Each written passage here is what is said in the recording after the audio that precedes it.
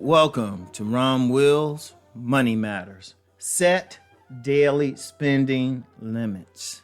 Set daily spending limits. One of the things that really gets people in trouble is not so much how much money they're making, it's what they're spending. That's why you have people out here, they making like high 5 figures, 6 figures, and yet they're living paycheck to paycheck. Indeed, even a lot of people who live in a poor neighborhood just barely making ends meet, if you really pay attention to them, they got poor spending habits. And when I say poor spending habits, they spending money on everything. That's why you can go into a poor neighborhood and you got a ton of stores selling overpriced items and selling stuff people don't need, like, a whole lot of money for cigarettes or alcohol or bad foods or lottery tickets so they think they can make money, or stuff they just don't need, or hit it right to like the cheap clothing store to get some cheap clothing that they're going to end up having to buy again. They spending money. That's the thing. That's the problem. They're consuming. Now, how do you deal with this, especially if you're a normal spender? Well, one, you got to break that habit. How do you break that habit? You set daily spending limits. You say to yourself, this is how much I'm going to spend after I pay all the bills I have to pay. After you pay your rent or mortgage, after you pay your utilities, all the stuff you have to pay, you look at what money is left. If anybody's honest, even some very poor people, they actually got a lot of money left.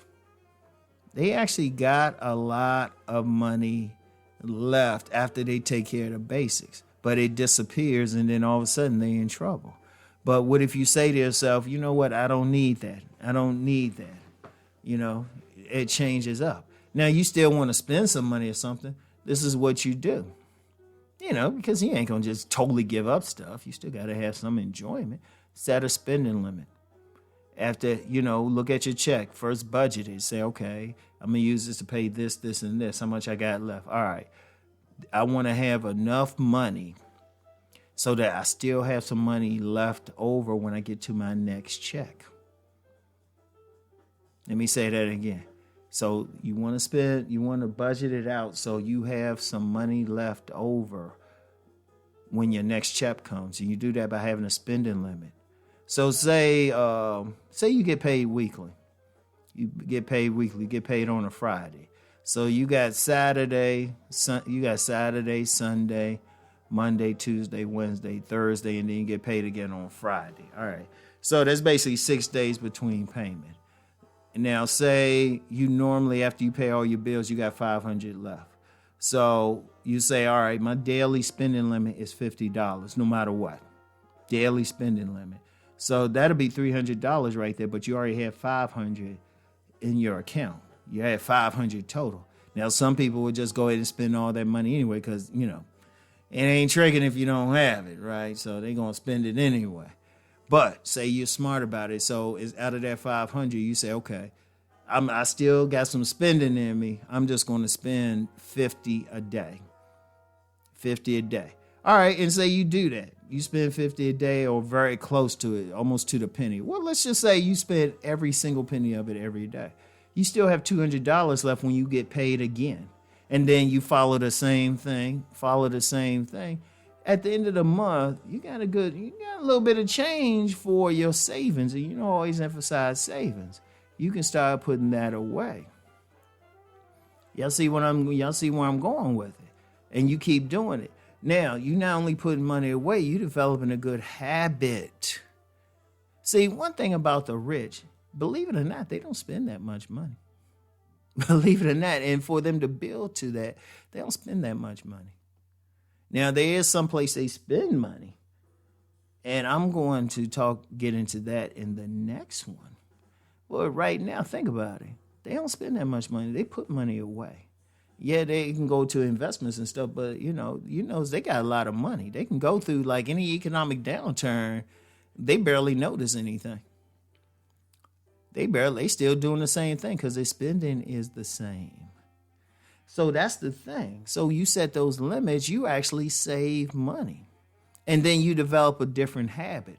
All of a sudden, you're not going to get that big thing or do that thing. Now, there might be some time you might see something that you really need, like something major. You may have to get a car or something. Okay, well, that's why you got the savings. But other than that, if you think about it, put that daily spending limit on just some of the extras you get, like the extra food. You might not need those cupcakes. And you know what? It's sad for me to say this. Y'all know how much I love this particular food. Sometimes I'll say, I don't need that buffalo wing. Believe it or not, I don't eat buffalo wings as much. I don't eat it as much as I did when I was younger.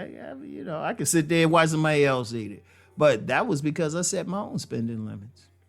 And if it didn't fall within it, I was like, I ain't going to do it. And then I'm going to tell you what, by me setting my own spending limits, I got to the point, there'd be days I would spend maybe 10% at most of my spending limit. I'm still bad about cooking for myself. I need to get even better. But still, I spend very little money. And I look up and I'm like, wow, I got a lot of money left. Boom. And this was a few years ago.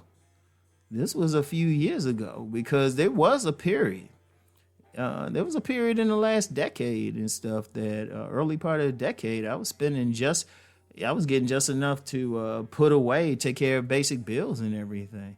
But every little bit I would just put away. I would set those daily limits.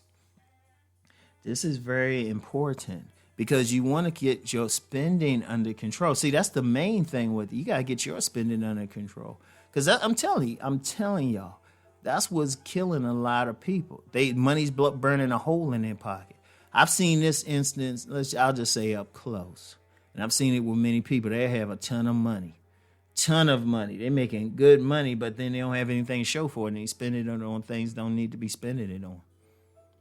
Eating in places they don't always have to eat. They just spending it. It's like, well, what's the point of this? If they put that same, like if you set daily spending limits, you have money left over, you put it away in savings. As I always say, shoot, that's your seed capital right there. That's your down payment for a house or a rental property. That's your down payment for a vehicle that could probably make you some money in such a way. Or just to be able to drive around in peace. And this is an aside real quick on that. This is just a tangent. You want to drive around and you don't want to be driving a car that is about ready to break down anytime. Trust me, I've been there. You don't want to do that. So you want a car.